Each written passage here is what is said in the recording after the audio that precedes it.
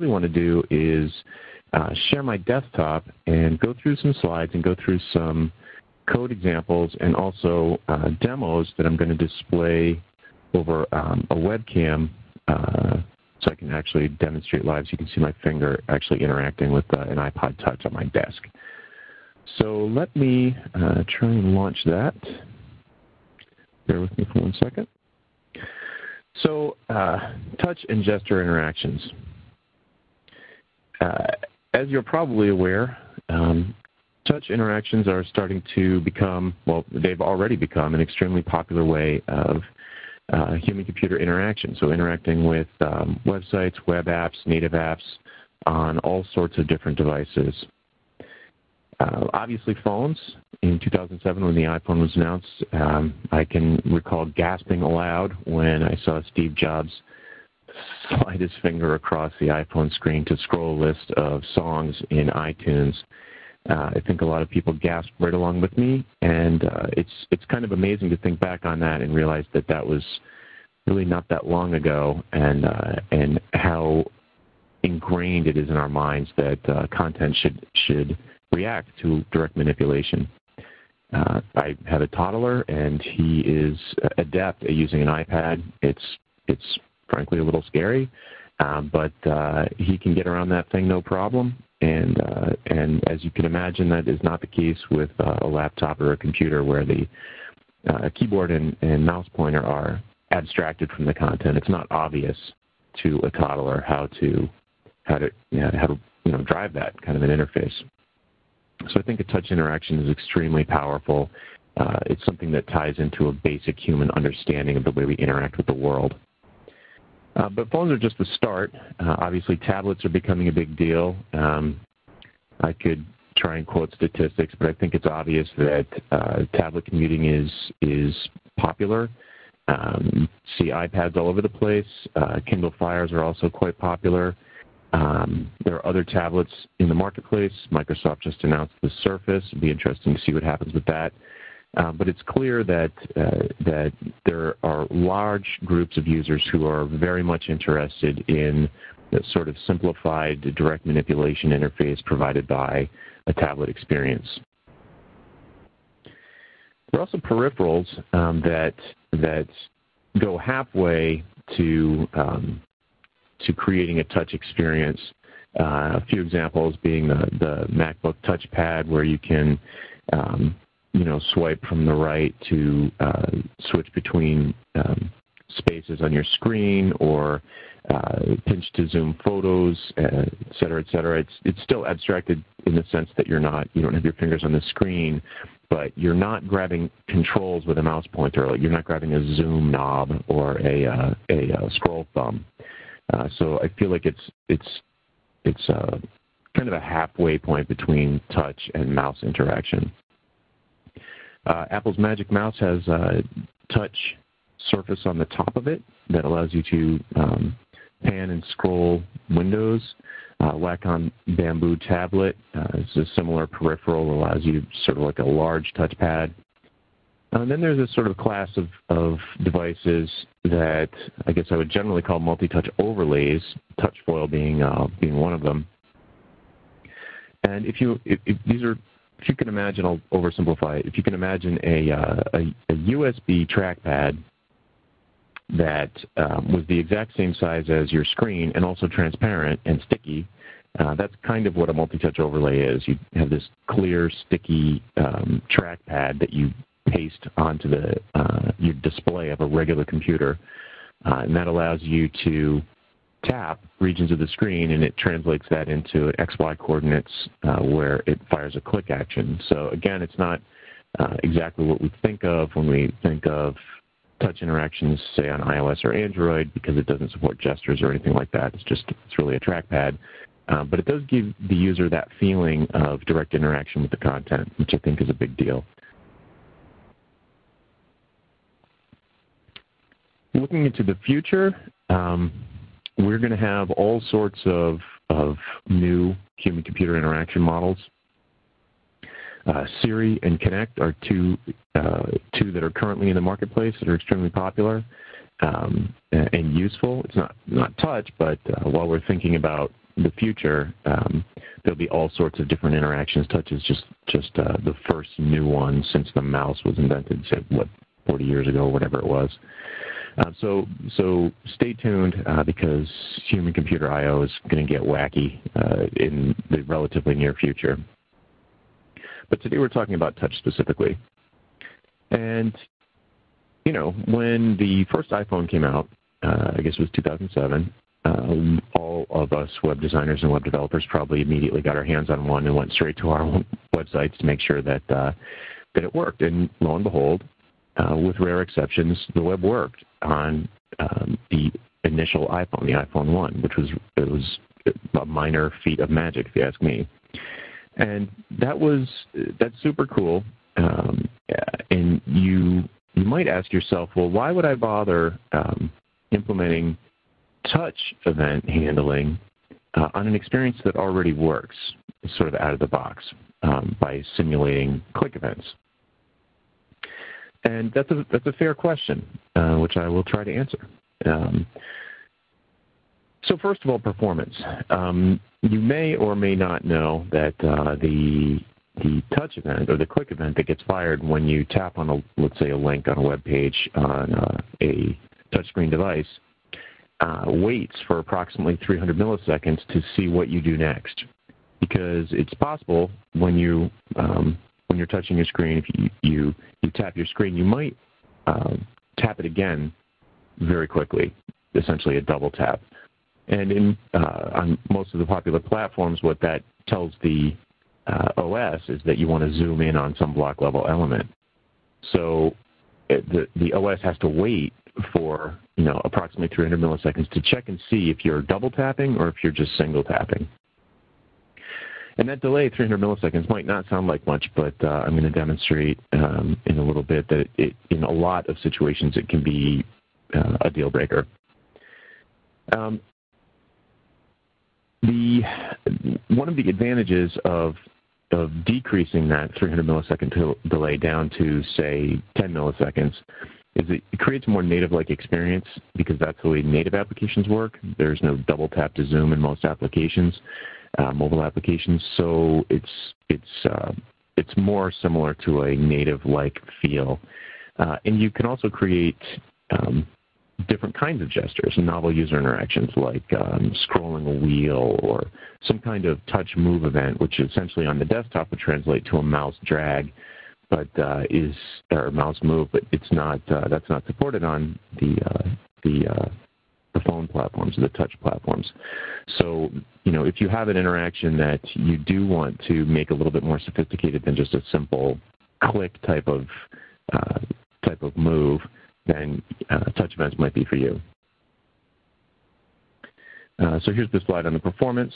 One thing I didn't mention yet is that if your application, your website, your web app, or maybe even a PhoneGap app that you've created with HTML, CSS, and JavaScript, if your app is not responsive, if your user experience is not responsive and immediately giving feedback to the user that, message received, we're working on it type of reaction, it can be very frustrating. And since there's no keyboard to smash, which is what a lot of people do when they get frustrated at their computer, there's no real option but to just bomb out of the app, hit the home key or hit the back button on Android and just say, you know what, I'm not going to wait around for this thing, this sluggish application. It's something that I see played out repeatedly when I was the maintainer of JQ Touch. The number one complaint of the early versions was that the JQ Touch apps felt slow. JQ Touch is a sort of a mobile widget library for touchscreen devices, similar to jQuery Mobile. And the number one complaint from people was that the apps felt sluggish because of this 300 millisecond delay. There's some good examples that I won't. It's very difficult for me to demo here in any kind of meaningful way, but you can visit the Sencha Touch kitchen sink demo on an iPad. I think it's most impressive, or the iScroll demos by Cubic, and there are links to both of those things at the end of these slides, which you'll be able to download after. So those are things this is some homework for you to play around with later.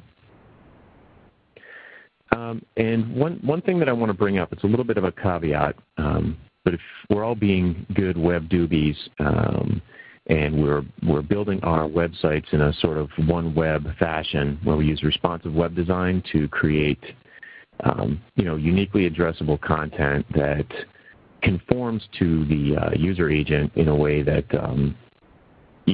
is friendly to the real estate. So in other words, if you have a content-driven experience, let's say something like people.com, for example, it is, I think, in the long run, a bad thing to be splitting content across different URLs for mobile, for tablet, for desktop. It makes sense, and I can understand why people do that now because they already had the desktop experience and it doesn't translate down to mobile very well. But if you're starting from scratch with something, you probably want to have uniquely addressable content on your sites. You're not maintaining multiple sites. And it's easier for people to share links across different devices. That said, creating an experience that is touch-friendly and also mouse-friendly is challenging. And I sort of summarize it using Global Moxie's meat pointer versus mouse pointer comparison, where with when you have a mouse-type model, like on the desktop, where you've got an abstract device that is driving this pointer, this very tiny little pointer on the screen. The pointer on the screen does not block the content in any significant way, versus the meat pointer at the end of your arm, which, if you reached up and you were touching controls at the top of the screen, your hand and arm are blocking your view of the content underneath those things. So there are some design considerations, basically just, rearranging the furniture on the screen, depending on the user's input method, can be a annoying, difficult thing to solve. So that's one thing, and of course, the other thing is just coding to handle mouse events and touch events, and have them not both be firing or neither be firing. It does get pretty complicated, but I think at the end of the day, that's the way things are going to go, and it's something that we need to address and just get good at. All right, so that is the end of slides, really, until the very end. What I want to do now is switch over to some code examples that, like I said, I'm going to try and demonstrate over my webcam. And let me get that out of the way. And let's look at TextMate. All right, so on the left-hand side, what you're seeing is TextMate window, where I've got a document on my website open. Actually, let me jump back to slides for a second. You can play with these yourselves. I know you want to pay attention to the slides, but if you have a touchscreen device and you navigate to this jonathonstark.com/lab/touch, you will see just a bare Apache directory that has the examples that I'm about to demonstrate. And I'll be acting on the actual pages that you would be viewing. So if you want to sort of follow along at home, it'll be a little bit more smooth experience than what you're going to see over the webcam, because it can be a little choppy. So that's that URL. So over here on the left-hand side, like I said, I've got my text editor open, and we're going to look at this file in some detail. On the right-hand side, I've got a webcam window open. It's pointing. I've got a webcam pointing down at my desk. Hello. And this is an iPod Touch that I'm going to be using to demo. There we go. I'm going to be using to demo things we're talking about. All right. So if we go back a step. This is that URL. If you go to jonathonstark.com/lab/touch, you'll see this list of things. And the first one we're going to look at is click delay. I want to demonstrate the performance differences between listening to touch and click. So if we tap on quick delay, it's going to launch that page. All right, now this page, on the right-hand side here, you can see the phone, and that is this is the source code over on the left. And you can see it's very simple body. Just have 3 hyperlinks, and that's about it. And inside of the head, I've got some styling that there's not too much worth mentioning in there, but a couple things we'll call out in a minute.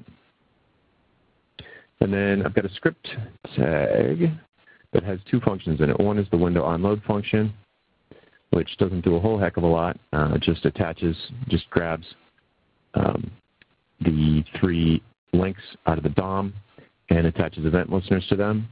First one, as you can see over here, the first one gets a click event handler, the next one gets touch start, and the third one gets touch end. And you can see that with each one, I'm attaching the same listener, the highlight function. Sorry, that is the handler. So let's look at the highlight handler.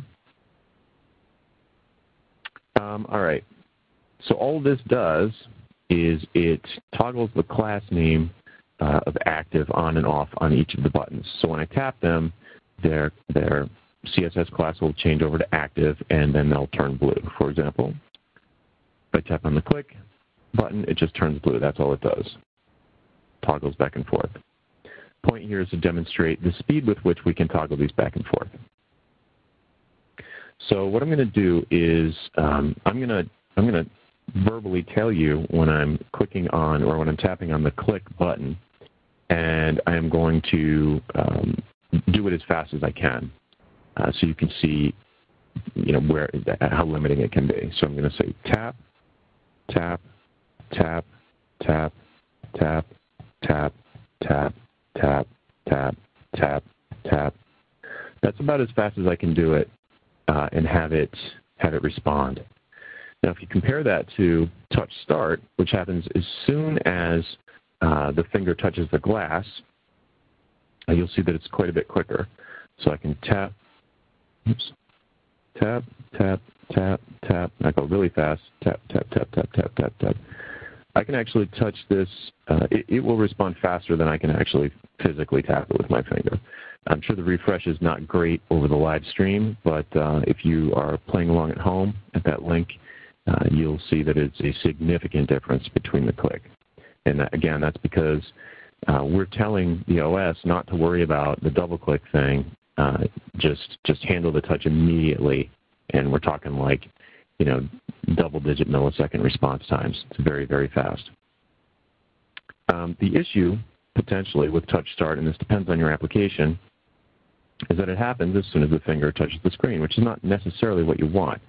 So, for example, if I'm scrolling the screen up and down, imagine if I have a whole list that completely fills the screen and maybe overflows, and I want to scroll down. I don't necessarily want each item that I touch to highlight as I scroll it. That can be a little bit disconcerting because it feels like, oh, maybe when I release my finger, I might click on that thing. So in many cases, what you really want to listen to is touch end, which is this last button. And I can do this just as quickly as touch start.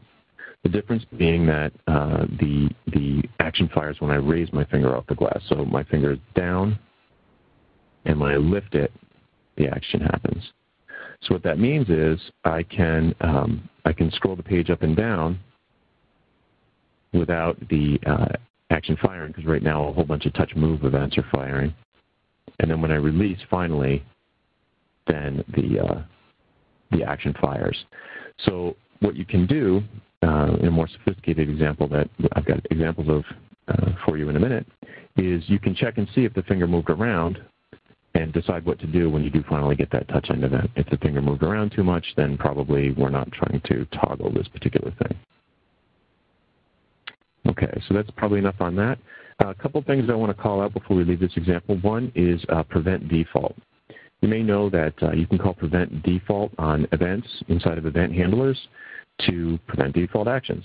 So, for example, the default action of clicking on a link is to navigate to the new target defined by the href. If you prevent default on that, it will not it will not execute the default action, i.e. navigating to the other page. With touch events, it's a little bit new because not everybody knows exactly what the default action of a touch event is. So, so I just want to give you a quick heads up on that. So now I'm going to save this file, and I'm going to refresh this window. And now what we'll see is really the one that I want to demonstrate is touch start. When you prevent default on touch start, you might be surprised to know that prevents the screen from dragging around under your finger. So if I touch here and try and move the screen, I don't get that overflow rubber banding effect because I've prevented the default, which is to listen for scrolling, basically. You can also do this on, you can also prevent default on touch move to achieve the same effect. And it creates a very solid feel for your web application. But of course, if you do need scrolling, then you have to either implement that manually or maybe think twice about using prevent default on touch start. You might think that the same would apply for touch end, but it's not the case because the touch end event hasn't fired yet. So of course, it's not going to stop my scrolling because I'm preventing no default yet. And then when I do release, the event is already over, so there's really no appreciable effect of calling prevent default on touch end. So, okay, so that's probably enough on that. Let's move on to something a little bit less JavaScripty. And I want to point out a couple of things in the CSS that are probably of interest when talking about touch. So if you're creating a sort of web appy experience and you've got, you're handling gestures in a particular way, you probably don't want touch callouts to happen. So let me actually comment this out first and demonstrate. If we refresh the page over here, and these buttons, they look sort of styled like buttons, but they're actually links. And if you hold down on one of them, you'll get that familiar call-out dialog that allows you, gives you these different options in the browser. If you don't want that, then you can use CSS to say WebKit touch callout none. Also of interest in this CSS here is probably this tap highlight color. I'm setting it to RGB A0000, which is black, fully transparent. And what that does is it removes the default overlay that you'll get in on clickable objects in the browser. So if I comment that out and refresh the page, you should be able to see a gray highlight, and that's performed by the OS. And in this particular example, and many other examples that probably of your own applications, if you're trying to do your own active highlights, you don't want to also get that gray thing going on there because it gives this weird flashy effect. So basically we're overriding that and handling it ourselves using this WebKit tap highlight color. Interestingly enough, you can use any values for the color. The important thing is that you set the transparency to 0. All right, so let's save this and move on. Let's go to a little bit more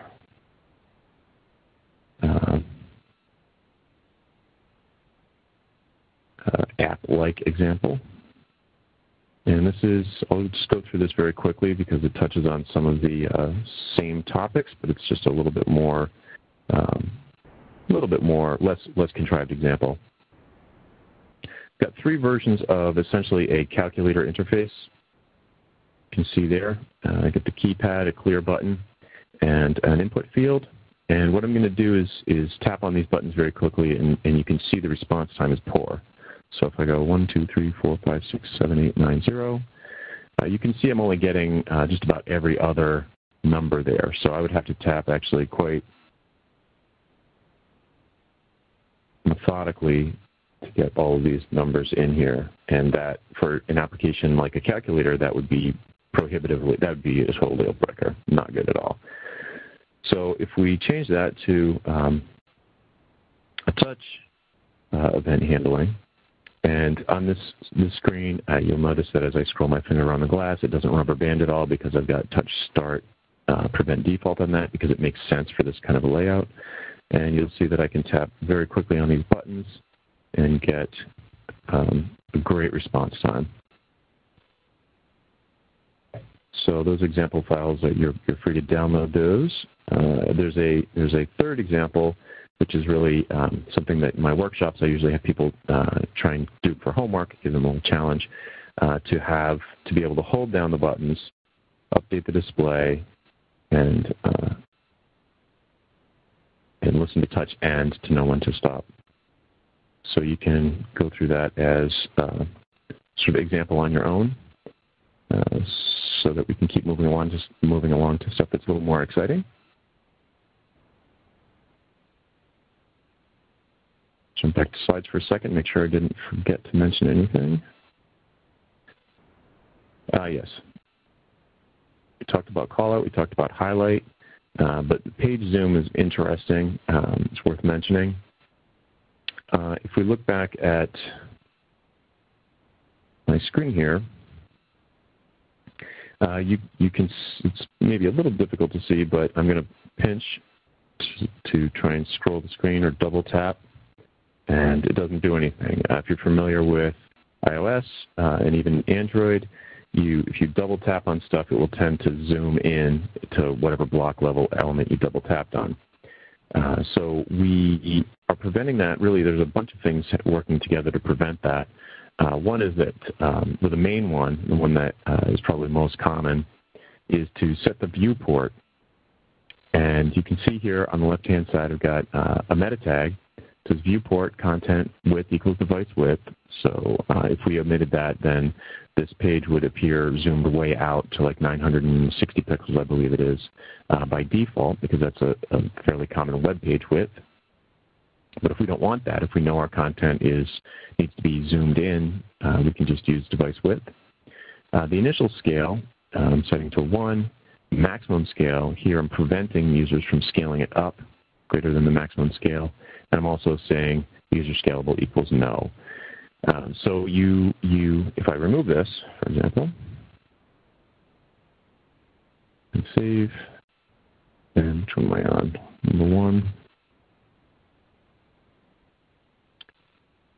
Then yeah, it's not going to want to do it because I've got the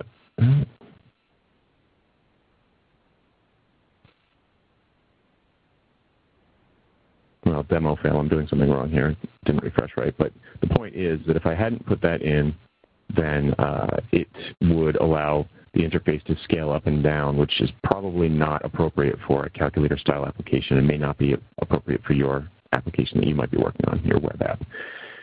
There is an argument to be made that you should always allow the user to scale things just for accessibility reasons, and you have to make that judgment call based on your content. But it's definitely something to consider, so I wouldn't just slap this into every page, especially a mobile site, I would not put this in. Something that's more of a mobile web app, then, that's when I start to consider preventing zoom. All right, so let's see. And the last thing was the user select. You can also prevent user from being able to select text on your interface. It doesn't make a ton of sense for them to select text on a button, for example. So let's look at the declaration that stops that from happening.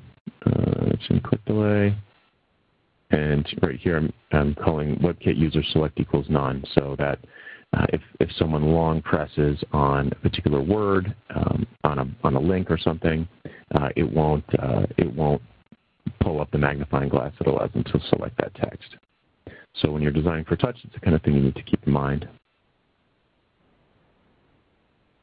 Okay. Save that so you can download the original as is later. It's a calculator example. All right, next up, we've got Touch to Do. So some folks may be familiar with a really snazzy app for iPhone called Clear. It's a to-do list manager. This is a picture of it. I won't play the video. I'd love to, but I doubt it would render well. But if you go to realmacsoftware.com/clear, it's a 60-second video that is, I mean, to be honest, it blew my mind when I first saw it because, as you can see on the screen, there's a to-do list on the guy's phone, but there are no buttons. There are no controls whatsoever. You can completely interact with it just by interacting with the content. So there are no buttons or anything like that. You can spread your fingers or reverse pinch to create new to-dos. You can pull down to create new to-dos. You can tap in the black area to create new to-dos. You can pinch to go up a level in the hierarchy and see your lists. It's really quite amazing. It's worth looking at. And I was so excited about it that I sort of made a similar, a web-style version of it to demo some of these different, more sophisticated gestures. So let's look at that.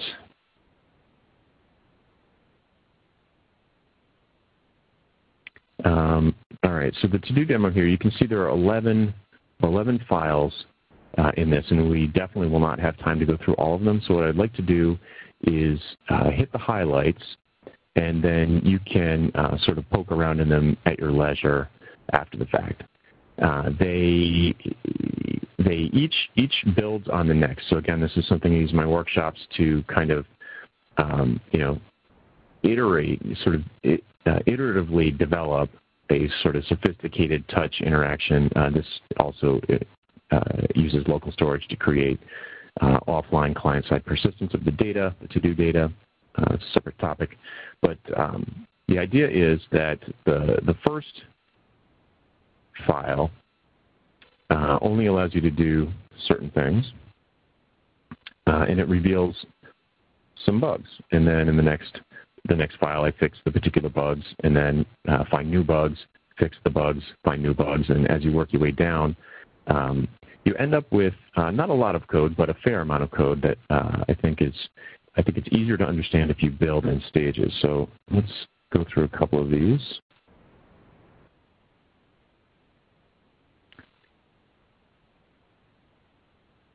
All right, so the first example, you can see it looks similar to that screenshot I just showed.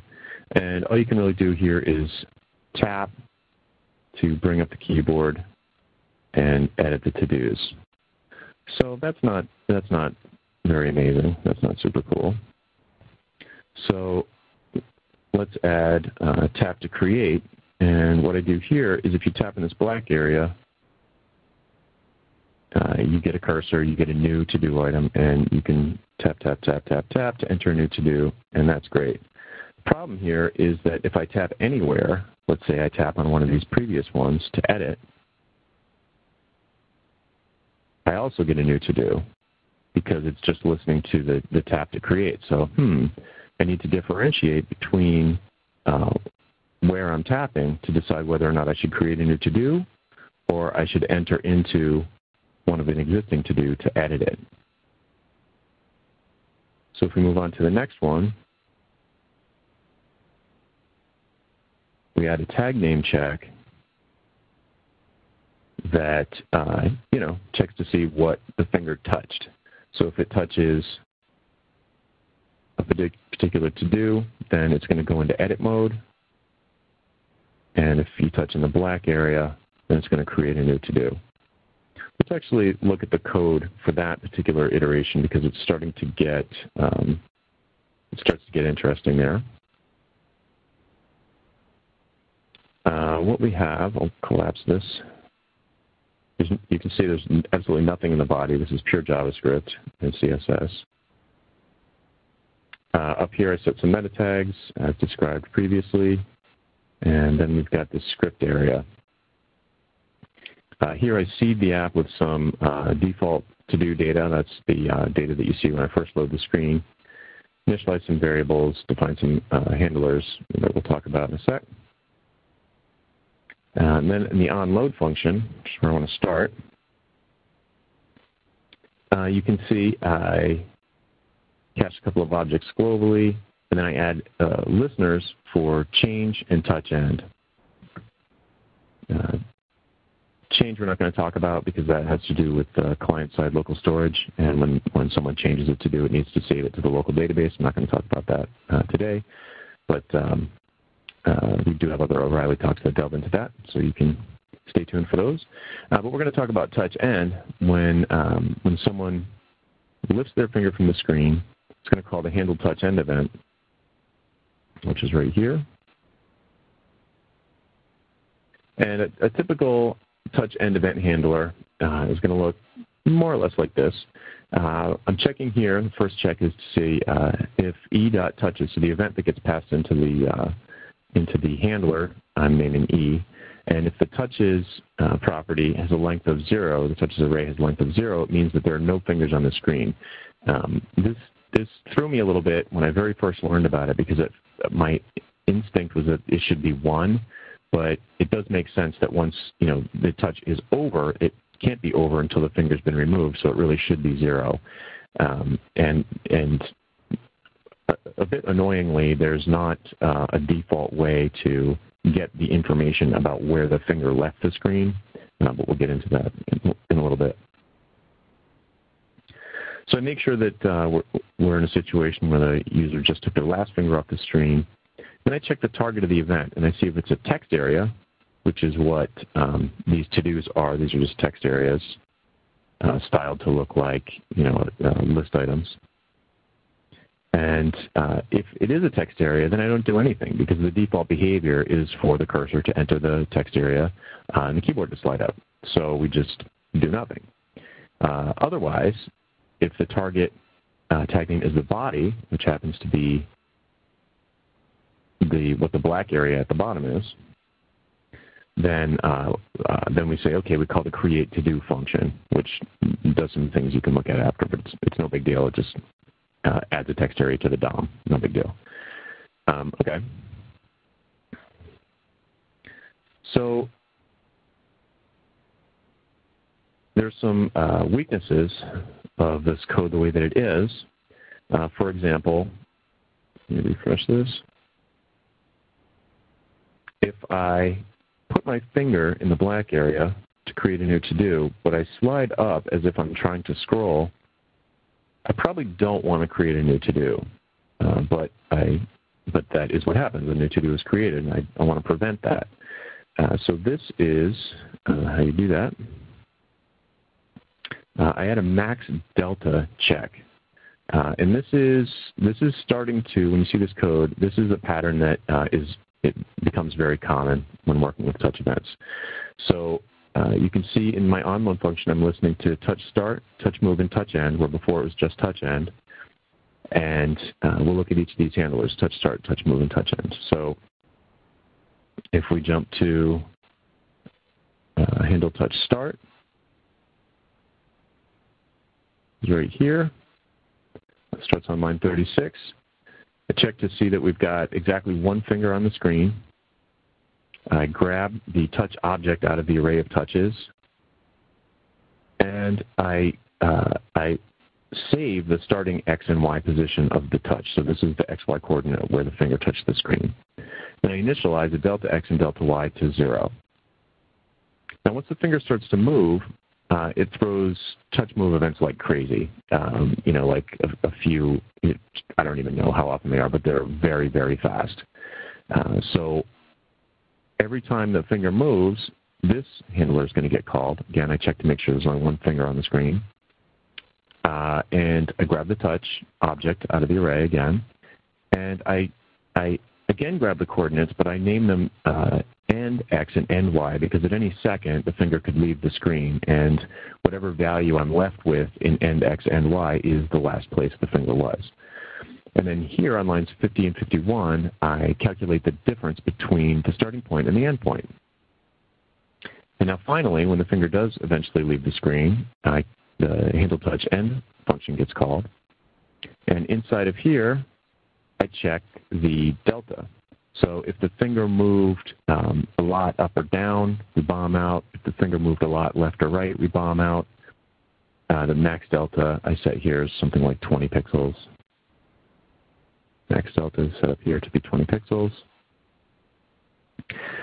And if it turns out that the delta y was less than 20 and the delta x was less than 20, and the target was the body, then I call the create to do. But if I exceeded the max delta, then I just totally ignore that this wasn't really a tap. It was more of either a swipe or a flick or a scroll or something like that.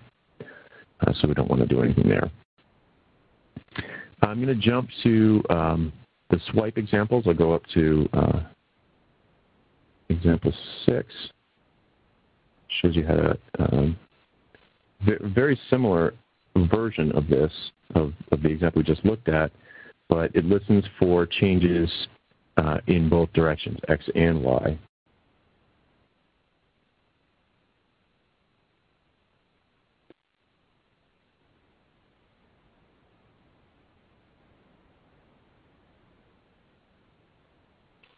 So, oops.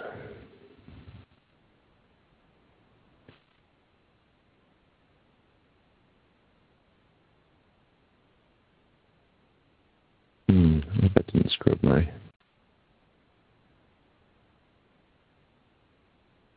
Not sure if that changed my display, so I'll just move this over to make sure that you can see it.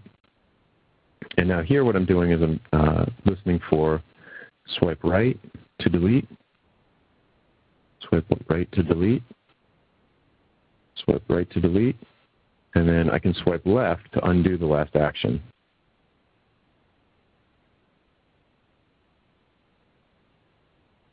And if we quickly look at the source code for that, you're going to see that at the top, well, down at the bottom, I'm still just listening to touch start, touch move, and touch end. The difference is that inside of the handlers, I've added different logic.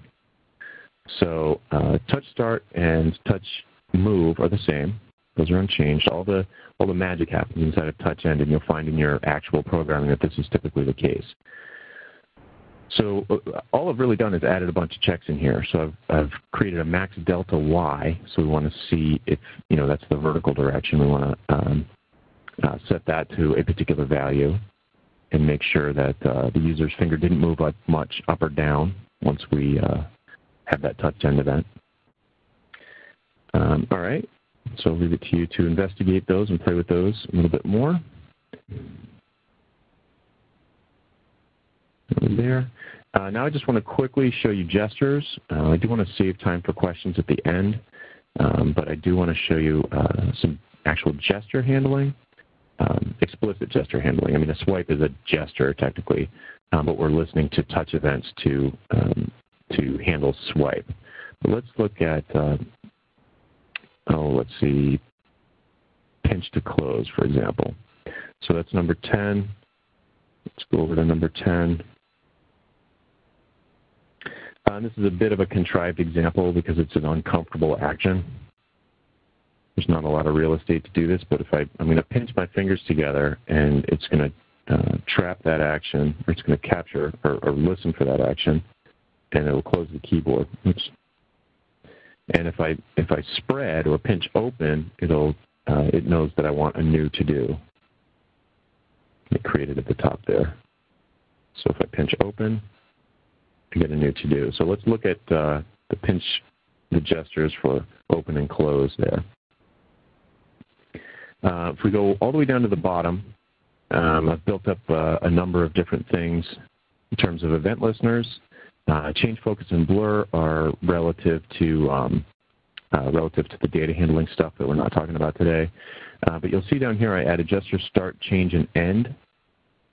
And gestures are sort of a higher level event that have additional information about touches. So let's look at gesture start. So first on gesture start, we prevent default, which would be is another way to prevent the screen from zooming in or out, or a photo from zooming in or out. So that's all we really do there. Then on gesture change is kind of like touch move in that it fires like every couple of milliseconds as a gesture is changing. So what we do is we check this scale property of the event to see if it's greater than 1. So that would mean that the user is pinching open. It's a scale factor. It means it's pinching open. If the scale is less than 1, it means the user is pinching closed. So what we want to do if they're pinching open is we create a to-do, and if they're pinching closed, we just blur focus so that the keyboard will close. This to-do was created flag is set so that we know that a to-do was created, so we don't create one every time gesture change gets handled. We only want to create it the first time gesture change is recognized. And you'll see if you go through stepwise through all of these examples, you'll see a version right before this that does create like a zillion to-dos if you pinch open. Okay, so let's actually, I think I'm going to end it there with the examples and the code samples. Like I said, there's a lot to dig into in these. There's also some interesting stuff if you're into local storage and persisting this data.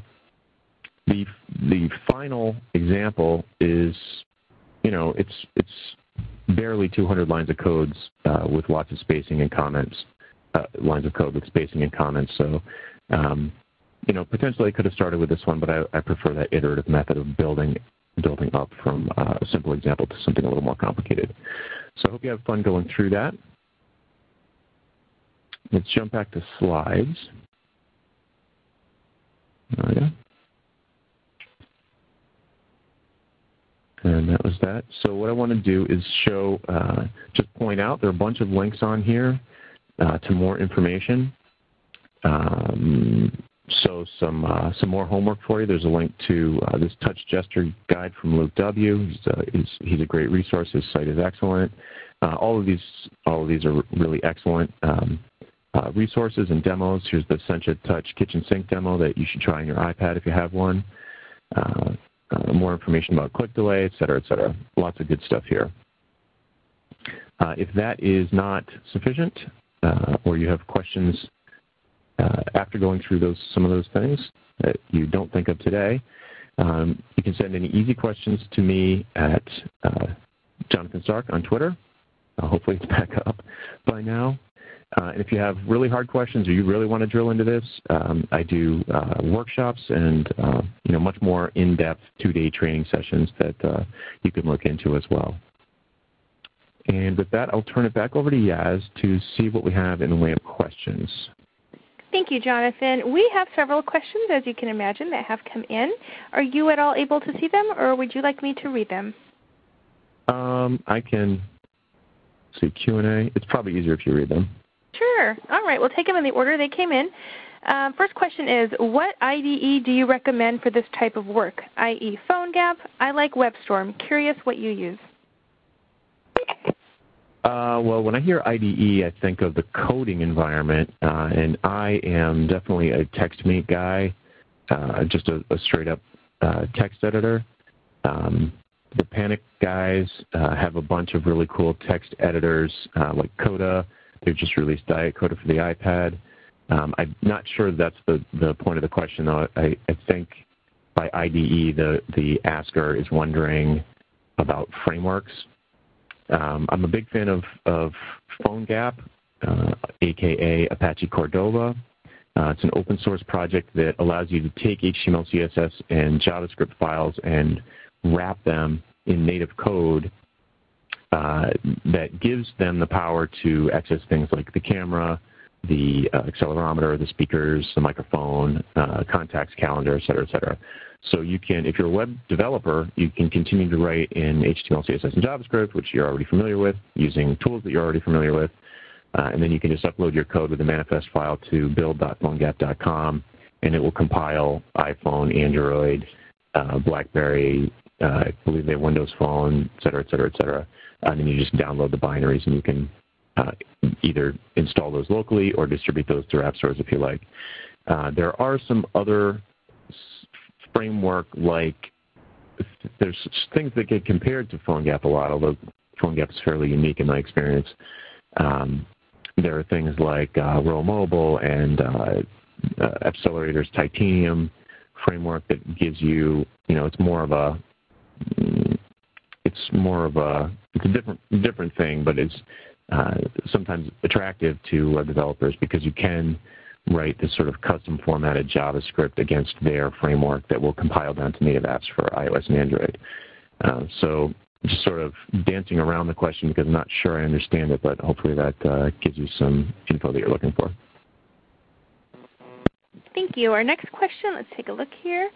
Matthew asks, are there any visual cues we can give our parents/grandparents so they learn to lightly tap instead of mashing hard like a credit debit card reader? That is a really interesting question, and it spawns could potentially spawn a long discussion, or at least a rambling answer from me. So I'll try and keep it brief. There are a couple things about gestures, sophisticated gestures like that Clear application. It has no buttons, so it's not immediately obvious how to do lots of things. They address that with just the gestures are so intuitive that once you watch the video, it's pretty obvious. But if you never saw the video and just installed the app, it would not be obvious how to interact with it. So I think that with gestures, particularly multi-touch gestures, pinch, zoom, three-finger swipe, all of these things are invisible in the user interface. And I think until there's a common vocabulary for gesture-based interactions, it's not a good idea to only have those to drive your interface. So I think people do still need to, people should think of multi-touch gestures as kind of like keyboard shortcuts, the way you would in a desktop application or a desktop website. They're really nice to have. Power users are going to love them, but you can't take away the single finger interaction stuff yet. In terms of the question specifically about mashing on the screen, not sure what to say about that. You could. This is funny. You could theoretically listen to the accelerometer in a phone gap application, and recognize the fact that someone's smashing on the phone, and maybe throw an alert or do something to tell them to chill out a little. But that would be a lot of work. So not sure about that. Okay, our next question is from Ulysses. He asks, does your book mention UX design considerations when it comes to mouse pointer versus meat pointer? Chapter on the topic or a few paragraphs? My book does not, and I would recommend a good friend and fellow O'Reilly author, Josh Clark, a.k.a. Global Moxie, on Twitter, wrote a book called Tapworthy, which I shamelessly crib from because I feel like it's the Bible on the UX side of the fence. I'm more of a developer guy. He's more of a user experience guy. And I promise you will not be disappointed if you get that book. So he was the one that I first heard say meat pointer, which I think is hilarious, and you should make T-shirts that say it. Great, thank you. Take a look here. We have several questions. Thank you, folks, for setting them. We are going to try to answer as many as we have time for. Next question here asks, can you recommend a good scrolling solution? Oh, maybe we already got that one. How about from Ted Young? On my iPad 1 in Safari, using the calculator touch, 1 or 2 numbers out of the 9 get skipped. Response time still isn't good enough. Get another iPad? No, I'm just kidding. It's not. I don't know what to tell you there. I mean, if you want a more responsive interaction, there's nothing you can do in the browser that's going to get more responsive than touch. So, you can develop a native application. I find it. I'm not going to say. Well, I find it a little bit hard to believe that in a normal user interaction of actually typing in a number, it's not fast enough. But I could be wrong. I haven't touched on that on an iPad 1 in a long time. But it probably is true that if you're just randomly typing numbers as fast as possible, you can make it skip. If that is a problem, or if you're trying to make, for example, a game interaction that does have that kind of frantic user interaction, then you're probably going to want to go with the native app. I'm a huge evangelist for the web, and I think that it's basically the future of the majority of web apps, websites, that kind of thing. But I'm the first person to admit that not everything can be coded with JavaScript, and sometimes you do need to go with Objective-C or Java. I just think that those cases are relatively small percentage of the overall volume of applications out there. Thank you very much. Next question here from David. Using the viewport meta options, how do you handle change in orientation? You can. It will respond to that because the device width property is using the width property is using the keyword device width. So when the orientation changes, it will adapt appropriately. It won't stay 320 pixels, for example. So it's smart enough to handle that.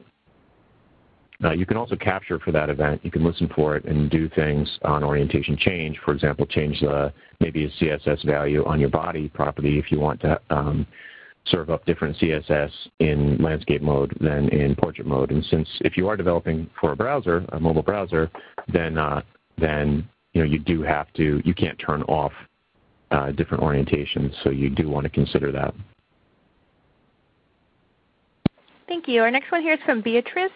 What about platform compatibility? For example, MS Windows and BlackBerry, MS Pointer Down, how to do it best? Yeah, I mean, I did a search right before this to see what the latest was in like tablets, and I got something like 290,000 responses on Google Shopping. I mean, there's a zillion different touchscreen devices available now, and you can't test on all of them. So I think the best approach, it depends on the situation you're in. You have to pick and choose the browsers you're going to support. Sorry, there's just no way around it. If you still want to degrade gracefully for lower power browsers and use progressive enhancement to create a more sophisticated experience for people that have more powerful devices. You just have to keep that in mind, but we've been doing that on the web forever, with IE6, et cetera. And the other thing to keep in mind is if you are delivering your HTML, CSS, and JavaScript code inside of a wrapper like PhoneGap into an app store, then you do know that you're going to have WebKit as your rendering engine, and you can leave out a lot of you can stop worrying about a lot of things, like how's this going to work in Opera Mini, for example. And then the last thing I'll say about this is that if you are releasing something that is, if you want to create a mobile version of your blog or something like that, then it starts to make sense to add something like jQuery and jQuery Mobile, even though those are you pay a download penalty based on just the file size of those. They do tons of it's a large team of smart people that do tons of browser testing and worry about this stuff so we don't have to. So although you will pay a little bit of a performance penalty, that's made up for in terms of accessibility and reliability of the interface, so across the widest number of browsers. So I guess those are the three things that come to mind to answer that question. Great. Thank you, Jonathan. Folks, we have time for just another one or two questions here. We'll take one from Philip. Philip asks, it looks like you access the touch events directly via JavaScript without any need for a framework. So are the touch events automatically available via the mobile browser? Short answer is yes, they are. But there are a couple of other files that we didn't look at today, but a couple of other files inside of that folder on that link that I sent out that are, one of them is called something like touch is available or something like that. And you can use that to detect inside of your code. You can use the code from that file to detect whether or not touch events are present in the browser that the user is using.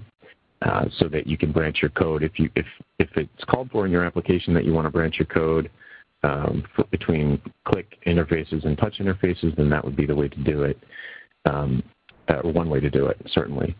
There are lots of libraries that abstract this for you.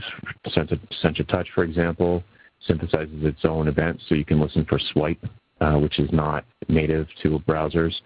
You can listen for long press, these sorts of things that are not native to WebKit or other browsers. Fantastic. And our final question from David. He says, I'm not seeing the pinching, open, and close work on Android, both default browser and Firefox. What are the cross-device limitations or concerns of these methods? I'm going to fall back to my standard answer on that, which is that any gestures that are multi-touch need to have a single-touch counterpart so that you can degrade gracefully, so that you don't leave the user trapped. So I don't doubt that that's true, that the gestures don't work in different flavors of Android, different browsers on Android. I frankly didn't even test on Android, but I'm willing to bet that the tap stuff does work, which is something that I think that's just the reality. There are thousands. It's like the zombie apocalypse of touchscreen devices is upon us, and you're not going to test on even a small fraction of them. So just embrace open standards, write semantic code, depend on HTML5 and the browser makers to implement HTML5 properly and degrade gracefully with the fancier stuff. It's the best we can really do. Jonathan, thank you so much for presenting yet another outstanding webcast for us. Folks that attended, we thank you for attending and hope you've benefited from today's webcast.